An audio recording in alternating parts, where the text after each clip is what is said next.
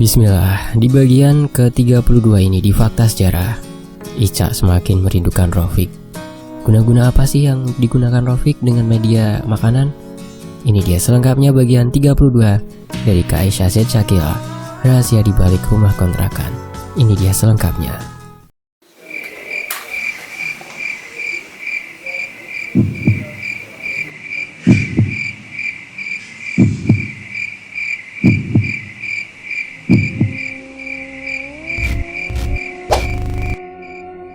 Terlihat dengan jelas, Rafka dan perempuan itu duduk berdua di teras rumah kami, saling berhadapan, sangat dekat sehingga tak menyisakan jarak.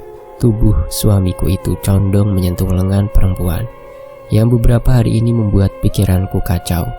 Sementara tangan perempuan itu yang satunya melingkar ke leher Rafka. Apa yang sedang mereka lakukan? Biarpun sudah sore, tapi aku yakin hari masih sangat terang. Jika niat mereka bermesra, hilangkah urat malu mereka? Kenanga melihat ke arahku, ia tersenyum, lalu merintih. Dua tangannya kini sengaja melingkar di leher suamiku, tanpa malu. Aku ke pengajian cuma 1 jam, tapi selama itu pula, Rafka tega berkhianat. Masih berdiri di luar pagar dengan perasaan perih di dalam sini.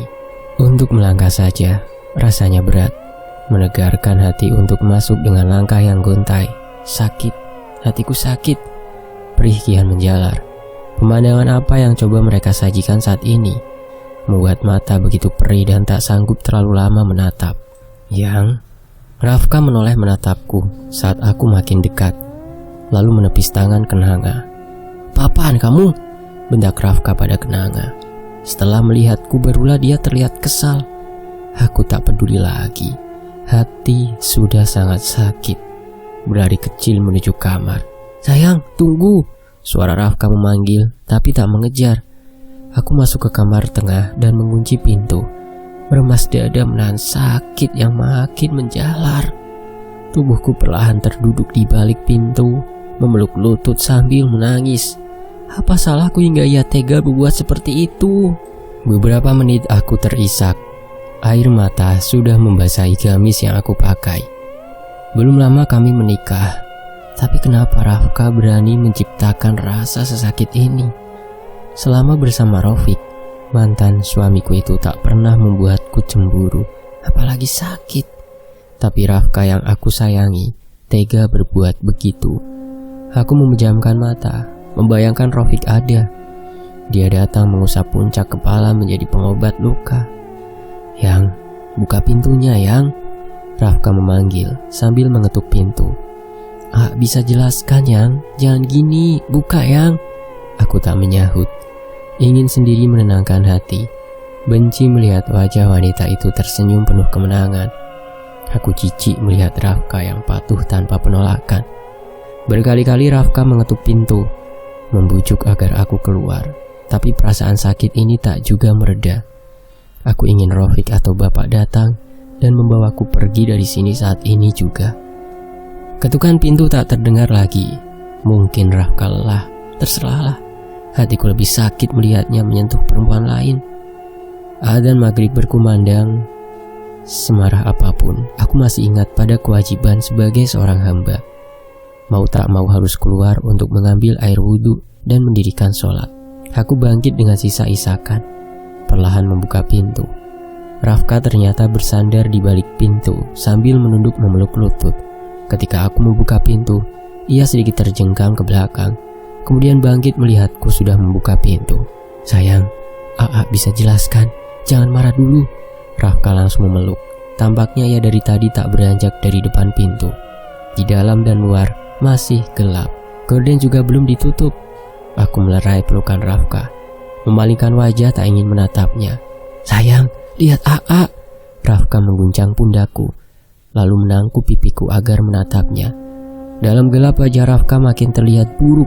Bau itu juga menyelusup mengganggu penciuman. Aku mendorongnya dan bergegas beranjak menuju kamar mandi. Di kamar mandi, aku melamun agak lama membayangkan perbuatan mereka. Terbersit lagi rasa sakit. Air mata pun luruh lagi. Harus tegar menghadapi semua ini, jangan lemah. Aku segera mengambil wudhu, keluar dari kamar mandi. Rumah sudah terang dan Rafka tampaknya tak ada. Sholatku terganggu dengan hadirnya wajah Arofik di atas sajadah. Ia merentangkan tangan agar aku memeluk, seakan mengerti perasaanku yang dilanda gundah, juga rasa perih.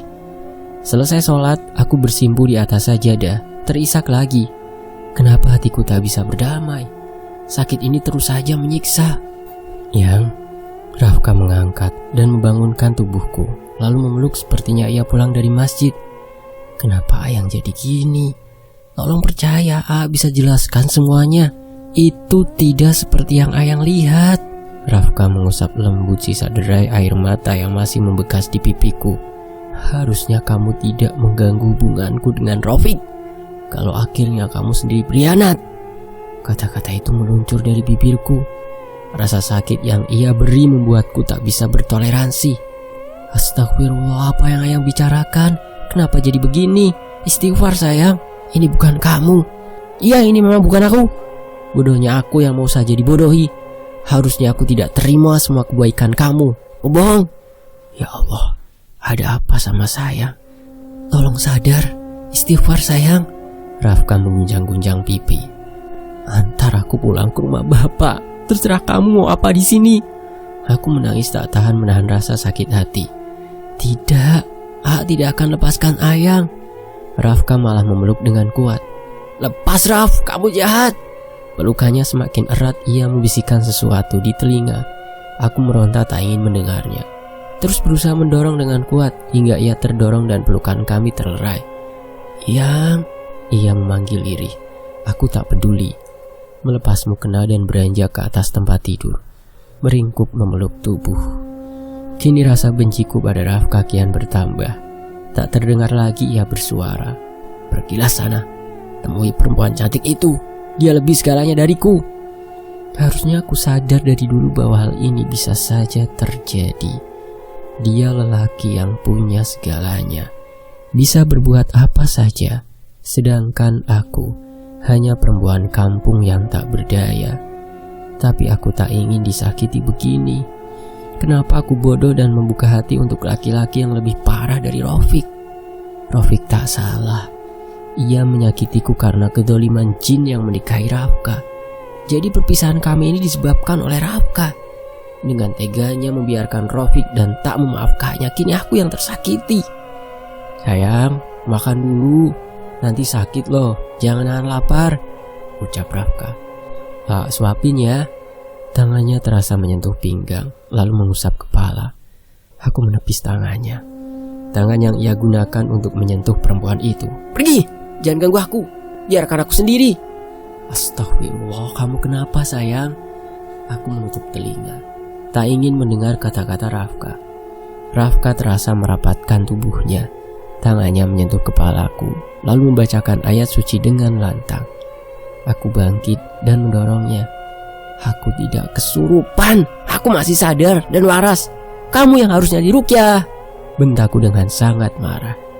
Rafka memegang tanganku sambil bibirnya tak berhenti mengucapkan sesuatu. Kalau kamu gak berhenti, aku pulang ke rumah bapak, teriakku. Aku bangkit dari tempat tidur, tapi Rafka menarik tanganku dan memeluk lagi. Minta maaf, tolong jangan begini. Rafka memelas. Aku tidak kesurupan. Aku sakit lihat kamu, aku marah. Aku menangis memukul-mukul lengannya. Ayang boleh marah, tapi jangan begini. Khawatir kalau sikap Ayang begini. Gimana perasaan kalau lihat aku seperti itu sama Rofik? Apa rela? Iya, tahu sayang, tapi itu gak seperti yang Ayang lihat. Tidak sengaja nabrak dia tadi, makanya dia memeluk juga. Biarkan, malah menikmati gitu kan? Aku tahu aku gak secantik dia, tapi kenapa harus di sini? Harusnya ceraikan aku dulu. Ya Rob, kenapa Ayang bicara sejauh ini? Yang mohon dengar dulu.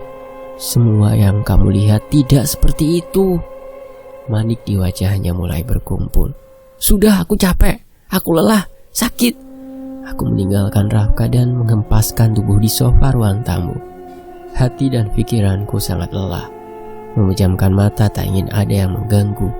Sayang, bangun, sholat isya dulu.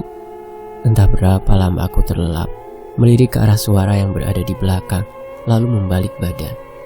Rafiq, aku mengernyit. Kenapa mantan suamiku ini ada di sini? Aku bangun dan menghadapnya. Bawa adik dari sini, hati adik mungkin ini balasan dari rasa sakit adik minta maaf. Rafiq, ini sayang. Ayah ngomong apa sih? Aku menegaskan pandangan.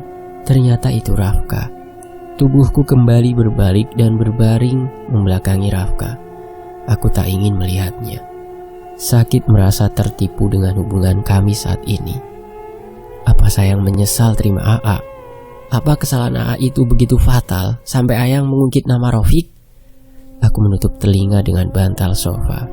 Tak ingin mendengar apapun yang keluar dari mulut Rafka. Sudah terlanjur jijik. Tak ada lagi yang perlu dia jelaskan. Tubuhku rasa melayang. Ternyata Rafka menggendongku. Ia membawaku ke kamar. Aku berusaha lepas dari pelukannya. Setelah ia membaringkanku di atas tempat tidur, hendak beranjak meninggalkannya dan lebih memilih tidur di ruang tamu. Namun Rafka melarang. Ayang tidur di sini, biar tidur di luar. Rafka mengecup kening, lalu bergegas keluar meninggalkanku. Dia berusaha baik sekalipun, aku sudah tak peduli, sudah tak percaya.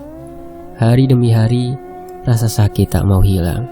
Ia tetap mengganggu, menggerogoti, mengganggu segala aktivitas. Aku malas melakukan apapun. Biarpun masih membiarkan Rafka berada di sisiku, tapi hatiku sudah tak lagi bersamanya. Tiap kali ia berusaha memeluk ketika aku tidur, akan kutepis perlahan yang terbayang hanyalah tangan itu sudah menyentuh perempuan lain. Rafka mengurus dirinya sendiri, karena aku tak pernah beranjak dari tempat tidur. Bangun hanya saat Rafka sudah berangkat kerja. Rafka yang masak, mencuci, dan mengurus rumah, sambil terus membujukku. Akan tetapi aku tak peduli. Berangkat dulu ya. Ayang mau di sini atau ke rumah bapak? Kalau mau ke sana, ayo antar. Ucap Rafka lembut. Aku tak pernah menjawab setiap perkataan Rafka. Lebih baik diam 1000 bahasa. Malas menanggapi apapun yang ia ucapkan. Siang hari di rumah sendiri, pikiranku melayang-layang. Selalu terbayang kesalahan masa lalu yang telah melepaskan Rafiq. Harusnya aku terima permintaan maafnya. Mungkin aku tak akan merasakan rasa sakit ini. Suara pintu depan terdengar ada yang mengetuk. Dengan malas aku bangkit dan melenggang membuka pintu. Seorang perempuan berdiri di depan pintu. Dia perempuan yang membuat hatiku tercapik ketika melihatnya dengan Rafka beberapa hari lalu. Ada apa kamu kesini? Tanyaku ketus. Belum puas rasa sakit yang mereka buat. Kenapa dia harus datang lagi ke sini? Ini, aku mau kembalikan payung. Waktu itu hujan. Suami kamu kasih payung ini sama aku, sahutnya sambil membetulkan rambut ke belakang telinga. Hatiku makin panas. Ingin saja aku tampar perempuan ini. Tanganku sudah mengepal menahan marah. Perempuan itu mendekat dan meniup wajahku.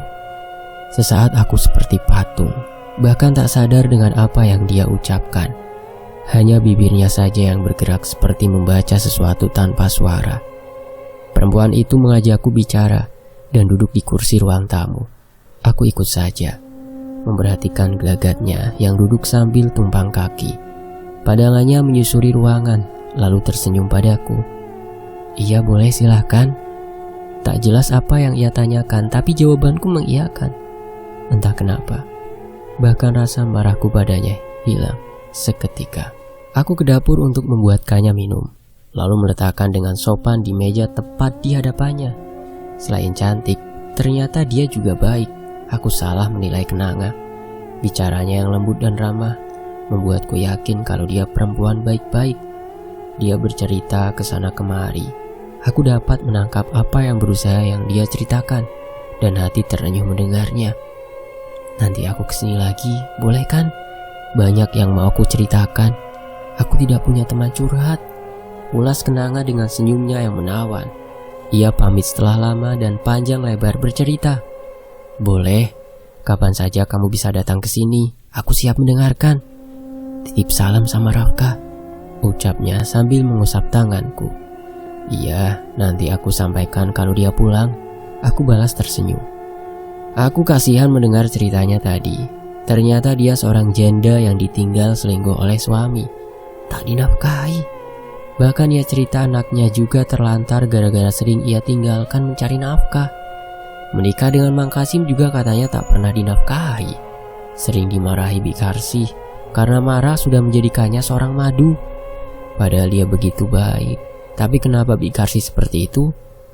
Ternyata aku juga salah mengerti cerita warga selama ini. Bukan Kenanga yang salah. Dia hanya korban keegoisan laki-laki yang tak bertanggung jawab. Dia mengutarakan ingin lebih dekat dengan Rafka, dan aku mengizinkan. Tak ada salahnya berbagi kebahagiaan. Lagi pula aku sudah tak bahagia bersama Rafka.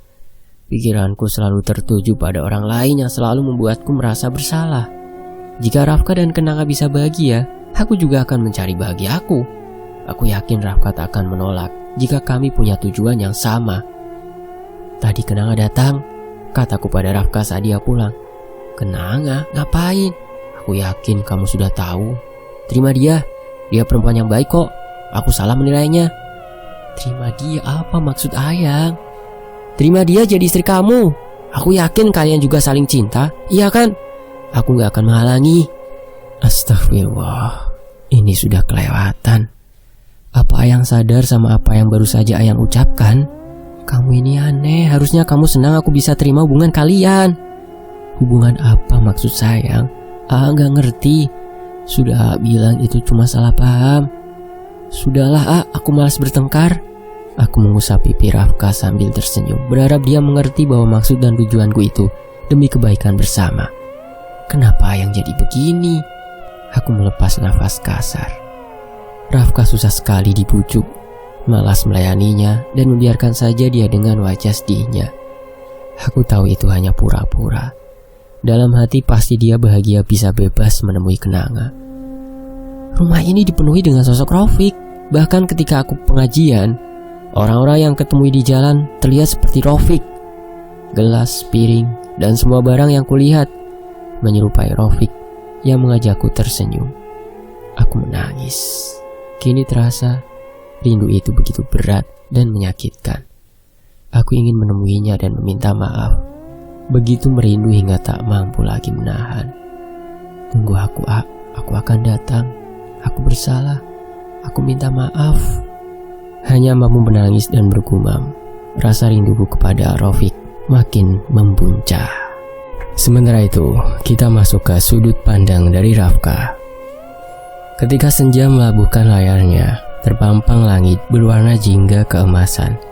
Dapat kubayangkan jika dia hadir, pasti suasana terasa lebih bermakna. Bukan tali janji yang terputus, bukan pula telah sama rasa kasih, melainkan dia yang kukasih hilang bak ditelan bumi. Kehilangan seorang ibu pastinya membuat hati seorang anak hampa. Begitu juga perasaanku ketika mama berpulang ke haribaan ilahi. Aku hanya mampu pasrah, berusaha tawakal dan ridho melepasnya dengan segenap keikhlasan. Terbesit juga rasa sesal. Selama hidup tak pernah lama mendampinginya. Aku lebih senang hidup mandiri dan tinggal di kota. Hal itu pula yang membuat rasa sesal semakin menjadi. Aku beruntung dalam setiap rasa pilu, mampu melaluinya dengan dukungan seorang bidadari yang disebut istri. Selain cantik, dia juga punya budi pekerti. Selama masa berkabung yang membuatku terpuruk, dialah yang mendampingi. Tak sedikit pun beranjak pergi. Tak sia-sia doaku di puluhan malam yang telah berlalu. Kuselip dalam setiap sujud sebuah nama yang sangat ingin kumiliki pemiliknya. Dan kini pemilik nama itu sudah menjadi kekasih hati belahan jiwa. Aisyah istriku, tempatku mencurahkan segala rasa, berkasih, bermanja, juga bercerita. Masalah demi masalah dapat kulalui karena semangat darinya. Berlipat kali rasa syukur selalu kupanjatkan ketika takdir menyatukan dua rasa yang dulu tak pernah ada. Aku mencintainya karena ketulusan, karena hati hanya berlabuh padanya, karena rasa hanya tercipta untuknya.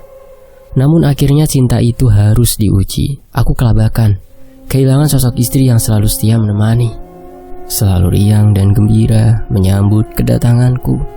Sekarang dia entah di mana. Aku kehilangan jejaknya, dan rasanya lebih sakit melebihi luka tusukan zahir. Luka yang perih, tapi tak berdarah, tak pula terlihat. Assalamualaikum. Seperti biasa, sore aku pulang kerja akan disambut mesra oleh Ica.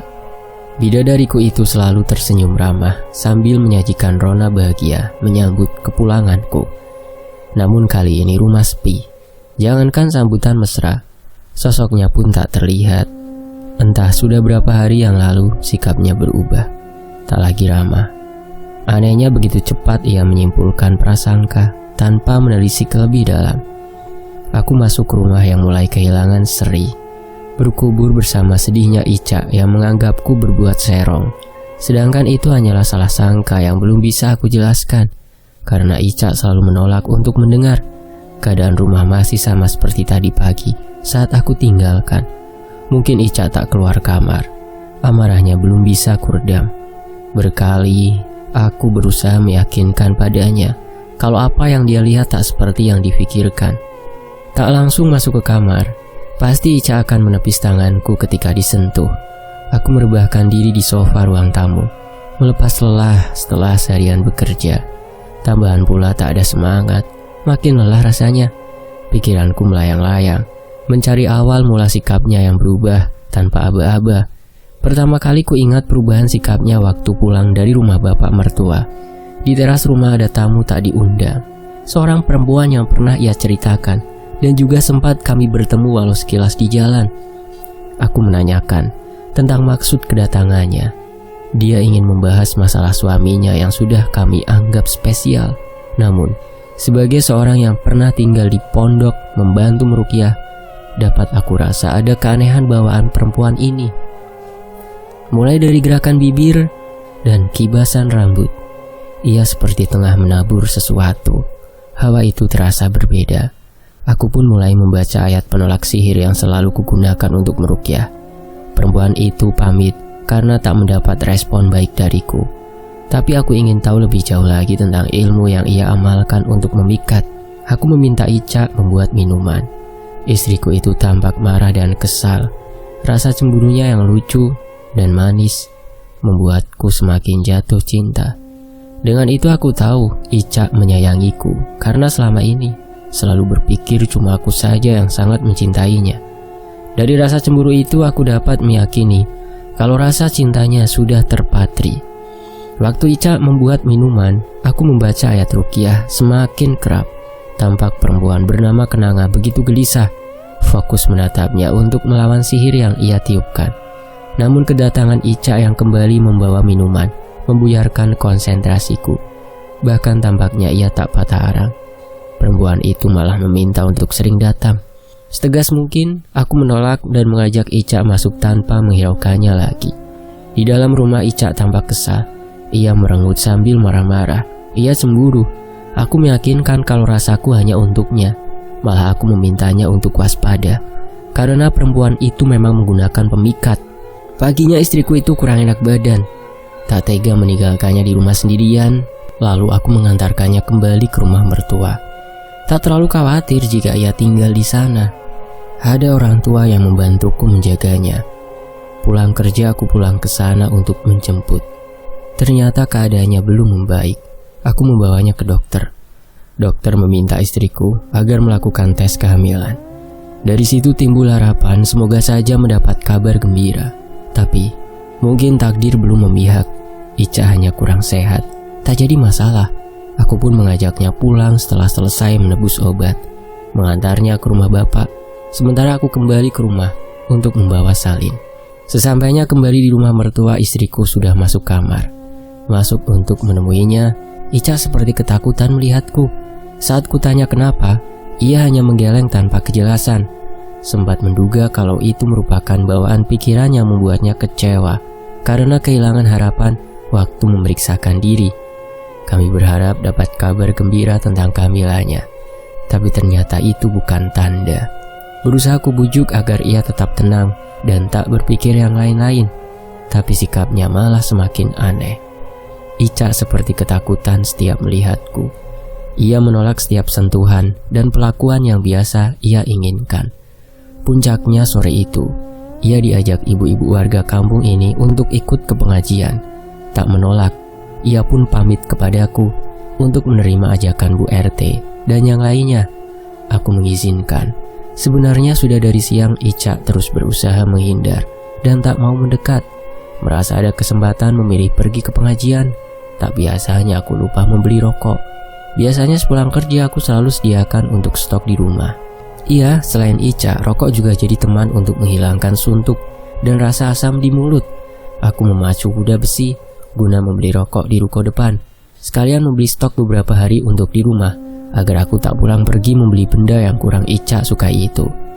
Mungkin jika disuruh memilih antara rokok dan istri, aku akan memilih keduanya, karena kedua-duanya sangat kubutuhkan saat ini. Memacu motor dengan kecepatan sedang menuju pulang, tiba-tiba saja aku menabrak seseorang. Padahal aku yakin pandanganku sangat fokus. Tadi tak melihat ada orang akan menyeberang. Lagi pula ini bukan jalan ramai, tak banyak kendaraan lalu lalang. Tapi itu terjadi cepat kilat. Seorang perempuan tergolek. Aku yang menekan rem dengan tiba-tiba ikut tersungkur di aspal karena motor hilang keseimbangan. Bergegas bangkit mendekat pada tubuh yang tersungkur. Ia duduk sambil merintih mengusap-usap lengan. Setelah pandangan diperjelas, ternyata itu perempuan yang pernah datang ke rumah. Ya, dia mantan istri Mang Kasim, atau warga kampung memanggilnya perempuan sihir. "Kamu gak apa-apa?" tanyaku agak panik. "Tanganku sakit," ucapnya sambil meringis. Tampak bagian lengan mulusnya terdapat bercak darah. Sepertinya ia terluka terkena batu aspal yang tak rata. "Aku antar ke klinik ya," tawarku karena merasa bersalah. "Nggak usah, nggak apa-apa, aku pulang saja." Ia bangkit sambil jalan terjinggat dan meringis.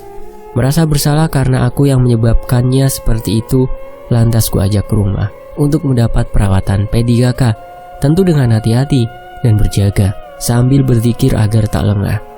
Di teras depan aku menyerahkan kotak P3K. "Aku nggak bisa, tanganku sakit," keluhnya. Terpaksa aku duduk saling berhadapan dan mulai mengoles bagian lututnya yang terluka. Kepalaku seperti ditiupnya.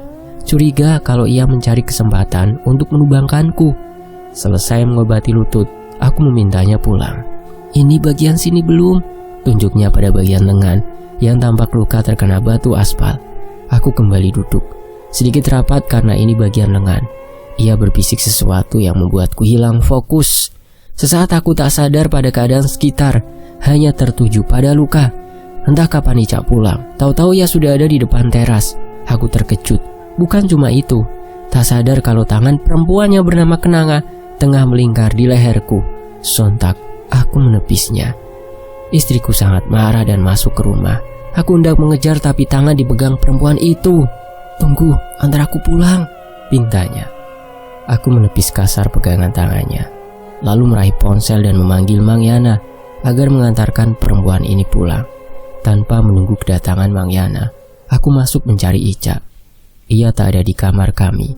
Aku cari ke dapur juga tak ada. Kamar tengah yang kosong dan rencana untuk kamar tamu ternyata terkunci. Pasti Ica ada di dalam. Berkali mengetuk pintu sambil memanggil namanya. Beberapa kali kubujuk, tapi tak juga ia buka. Aku kebingungan dan berharap Ica mau mendengar penjelasan. Hari mulai gelap. Ica belum juga membuka pintu. Aku pun tak beranjak, membiarkan saja ruangan dan luar rumah yang tampak semakin gelap. Berkumandang adzan maghrib, barulah ia membuka pintu. Wajah itu sangat kusut, pasti terus menangis karena matanya terlihat sembab. Membujuk dan memintanya agar mau mendengar penjelasan, tapi ia menolak dan melenggang ke kamar mandi. Lama ia tak kunjung keluar. Aku mengalah dan bersabar, bergegas mengganti pakaian untuk ke masjid. Pulang dari masjid, Ica terlihat tersungkur di sajadah, masih dengan sisa tangisan. Hatiku perih melihat dia begitu kecewa. Sedangkan apa yang dia lihat tak seperti apa yang terjadi. Meraihnya kepelukan, berharap kali ini ia mau mendengar. Tapi sikapnya malah semakin aneh. Begitu juga kata-katanya. Jelas bukan Ica yang aku kenal. Lantas kuputuskan untuk membaca bacaan ruqyah di telinganya. Ia malah mengamuk dan mengatakan kalau akulah yang kerasukan. Sungguh tak mengerti dengan sikapnya saat ini. Aku curiga kalau perempuan itu juga menyerang Ica. Bersambung, nantikan kelanjutannya hanya di Fakta Sejarah. Saya pamit, wassalamualaikum warahmatullahi wabarakatuh. Alhamdulillah.